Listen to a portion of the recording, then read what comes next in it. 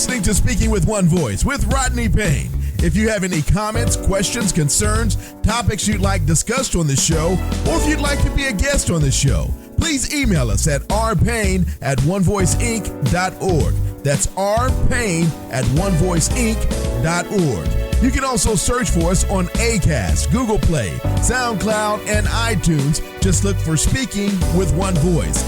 Now, here's your host, Rodney Payne. Hello and welcome to Speaking with One Voice. I am your host, the coach, Rodney Payne, back again this week for another edifying episode of Speaking with One Voice. Listen, I am so thankful for you being a part of our community.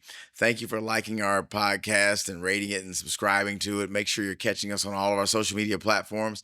Do me a favor, would you turn on your notifications? Like our our post, engage with us. We really would appreciate you doing that.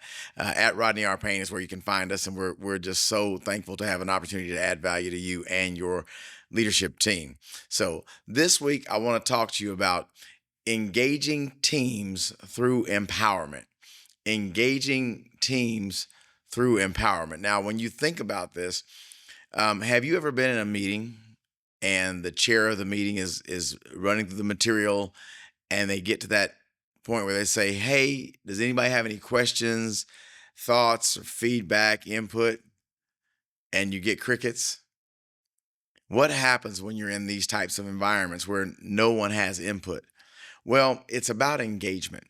And so this week we want to walk through, how do I get my team to actually engage and leverage our superpowers together? Well, the answer in short is empowerment.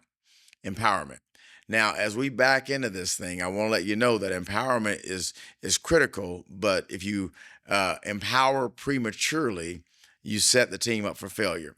So let's dig into this and let's understand the importance of empowering your team.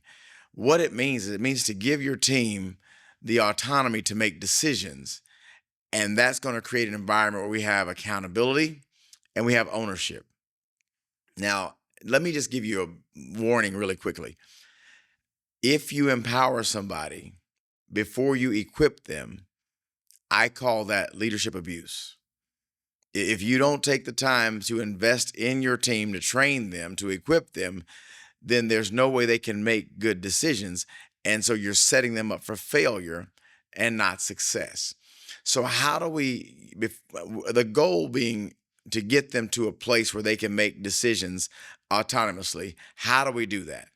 Well, the first thing is that we have to equip. You have to equip your team members. So investment in development is critical. I want you to think about this. Statistics show that when we invest in leadership development, we get a rate of return of 7 to 1 for every dollar we invest. And it's hard to see that value without knowing it. But when you take time on the front end to train, let's just say, for instance, you make 25 decisions per day. What if you could equip your team to make 20 of those 25 decisions? How much time could you get back? And then you could do your leadership or your executive thinking and executive functions. So your productivity would skyrocket. Your team would increase because they now have ownership. And so you could grow. Think about that. If we would take the time to equip and invest in leaders who can make decisions, then we can grow. Understand this. As long as your hand has to touch it, you can only grow as far as your hands reach. As long as your hands have to be on it, you can only grow as far as your hands can reach. But when you get to a place of delegation, where you're empowering leaders to be leaders, you extend yourself so much simply because you have others carrying the weight. And think about this. Typically, delegation happens in areas where people are experts, where that's their sweet spot. That's their natural area of strength. When you put people in a position where they're leveraging their strengths all the time, they're more effective at making decisions anyway. So as a leader, you have to grow into a leader who is willing to empower your team members. When you empower your team members, they have ownership and they have accountability. This is so critical. So think about this. When you have leadership that is connected, when there's a connection of empowerment and job satisfaction. When you look at that, what we find is that empowered employees they report rather 63% higher job satisfaction rates, which means you have less turnover. That's a Gallup study. So think about that. If I empower them and they're engaged and they feel a connection and they can do something, they're not so ready to go somewhere else because they're not just working your dream, but they are working on their baby. They take some ownership in your brand, which is what you want to do as a leader. You don't want renters, you want owners, and owners only show up where they're empowered. Let's talk about your leadership lid. If we think about John Maxwell's 21 irrefutable laws of leadership, your leadership lid. You cannot attract leaders who have a higher lid than you, because they won't stay. Leaders are looking for leaders who are growing, so you have to grow. So when you want to empower a leader or you want to micromanage a leader, you're going to shut them down. And if they are significantly strong leaders, they will not stay in that type of environment. So I need you to understand that this is not just about making your life easier, although it will. It's about lifting the team. A rising tide lifts all boats, right? So we want the team to come up and to grow. And empowerment means that you can make that decision. And now, empowerment without accountability is also leadership abuse. So you have to be willing to hold them accountable, but you can't hold me accountable if you haven't trained me, if you haven't put me in that position. So I've found some very interesting statistics when thinking about this. There's data illustrating that improved performance through empowerment. This is companies that prioritize employee empowerment see a 12% increase in productivity. See, it has to be measurable. You're not just empowering to empower, but when we empower people, we get a better return. We literally get to grow our brand, grow our business, have a more significant impact in what happens. That study with this 12% increase, it comes from Forbes. So these are things that we have challenged, we've tried, we've measured, and our goal is always to get the best version of your company, the best version of yourself. And that happens when you are willing to share the load. Think about it. What is one of the number one challenges that high capacity leaders have? It's stress. It's stress. Why are leaders so stressed? Because leaders think at a higher level. Leaders see before others. Leaders see more than others. So typically leaders carry others. They carry more than others. So at some point you have to understand that in order to balance your load or manage yourself, you are going to have to share the load. As a matter of fact, just repeat that with me. Share the load. I know it's difficult. You can do it. I know that no one does it like you. I'm trying to help you with empowerment. Do you realize if someone can do what you do at a 70 to 80% rate of how you do it, you should give it to them. You didn't grow to where you are today. You didn't start there. You grew there, right? You didn't make it to this level based on where you are now. It's based on where you started. You weren't always as effective and efficient as you are now. So I want you to understand that if you can get someone to 75 to 80%, you can then delegate them certain responsibilities, and then you invest in their development. You grow them, and guess what? Before you know it, they've taken workload off of you. They are growing into their own leadership. And when they see you do this, you'll train them to do it with their team members. And now we have an empowered organization, which is our ultimate goal. So I want you to make sure that you take some time to invest in this process of empowerment, because we see that we can increase productivity, we can increase job satisfaction, and reduce turnover. Let's talk about that. I'm really big in the quantifiable metrics, right? So if I reduce turnover, what does that do for me? Well, it reduces my onboarding cost, my talent acquisition cost. The most difficult thing to find in this day and age is the right talent. And when you find the talent, you certainly can't afford to lose the talent. You have to keep the talent, right? So when I keep the talent, what I don't have to do is I don't have to hire. When I onboard someone, what does it cost me to onboard them? And how long does it take for me to ramp them up to full productivity to where they're earning or covering the salary that they're earning? In most cases, studies suggest that takes anywhere from 12 to 24 months before an employee is really paying for themselves. If you can increase your retention and job satisfaction, and that job satisfaction goes up by 63%, now you don't have to hire.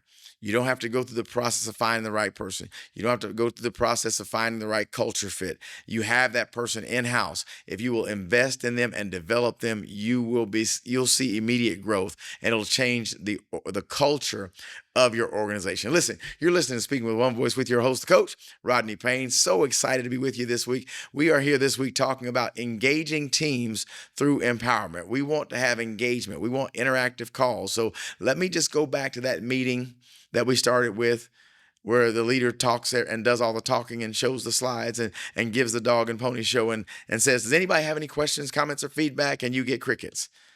How do you fix that? Well, you want to create engaging meetings. And so why not think about this as a just try this.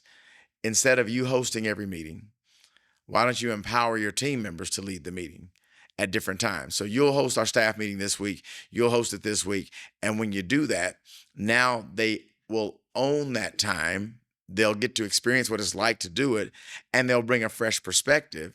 And then what happens is we get the value of multiple voices in the room that help us with style, with connection, with ideas, with strategies. And when I'm the one who asks the question, do we have any comments, and I don't get any questions, I may kind of be able to relate with you when you get the same thing. So now, because I'm a part of it and I know that what I say matters, now I may be willing to contribute in those spaces. It's a culture thing. When you lead in such a way that no one wants to speak, that's a culture situation. We want to address that because our goal is to have the engagement and empowerment. That's what we want to do. So when we look a little bit deeper, let's talk about some steps. I want to give you just maybe 3 thoughts here that will help us as we really get into this empowerment and this engagement. Number 1 is you have to delegate authority, not just the task, but authority. So whenever you delegate but you give no authority, that's called assigning a task. That's a to-do list. And oftentimes when you give to-do lists to your team and you don't empower them with any authority, what you do is you take the thinking out of the equation. You take the thinking out of the equation. Listen, you want team members that think. You want team members who are using their brain. Well, if you spoon feed them, give them a list, a task list, checkbox, and whatever CRM you're using, and that's it, then there's no need to think there. But if I'm going to delegate, I'm going to share with you my responsibility, and I'm going to give you the authority to have ownership in what I give you, it changes everything. And that's difficult.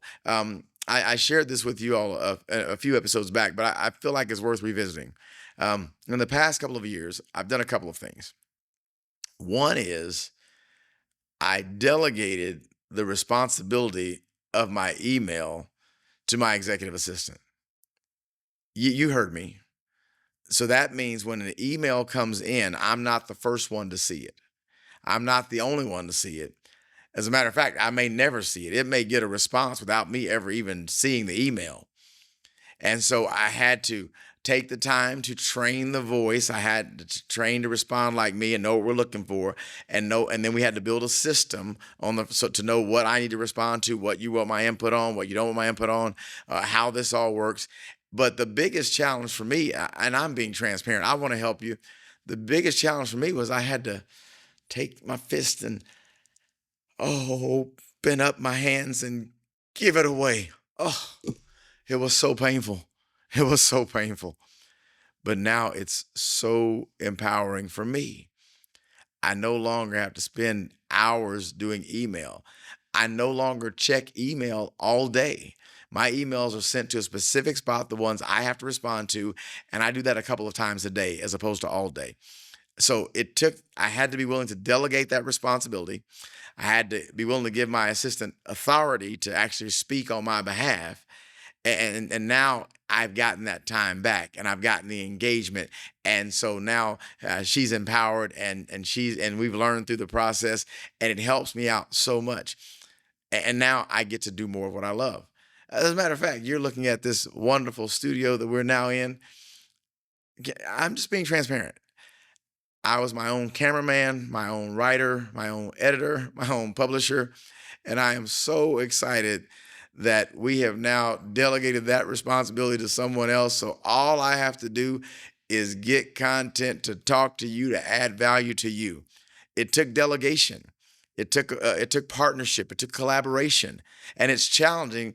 Now I know that I'm not speaking for everyone. I know that, matter of fact, I'm probably not speaking for any of you. But there are a few people who might be what we have. I call it control freak-itis, where you have to touch everything, you have to do everything. If you have to touch everything and have to do everything, you will never be able to grow. And that's why we want to engage our teams so that we can grow. Not only should we be delegating authority, but we should also provide resources. You cannot expect anyone to do everything without the proper resources. And that's important that we understand that. In order to truly effectively engage your teams, to empower your teams, you're going to have to invest in your teams. It's going to take some resources, and that resource could be time, it could be talent, it could be finances or money. It doesn't really matter, but you're going to have to make some type of investment and provide resources. And one of the biggest things that I find with trying to engage teams, it's kind of like the old adage where the homeowner that hires a housekeeper. They hire a housekeeper, and then the day before the housekeeper comes, everybody in the house says, okay, we got to clean the house. The housekeeper's coming. Well, if you're going to hire someone to clean the house and pay them to do that, don't you think they ought to go ahead and get to clean it for you? But we have a hard time with how we leave things and our own challenges. So a lot of times we keep people out of our leadership space that could help us because we don't want to take the time to organize and structure our things in a way that we could delegate them. So it requires delegation.